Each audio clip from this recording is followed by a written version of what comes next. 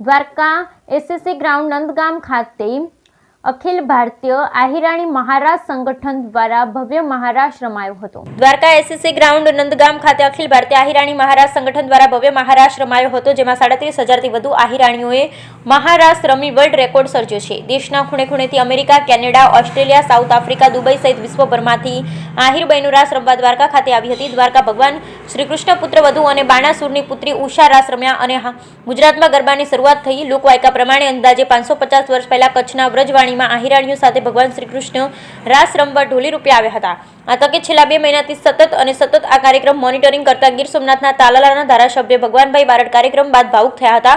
રાત દિવસ કરેલી મહેનત આખરે સફળ થતા ધારાસભ્ય ભગવાનભાઈ બારડ થયા ભાવુક અને લોકોને ભેટીને ધ્રુસકે રડી પડ્યા।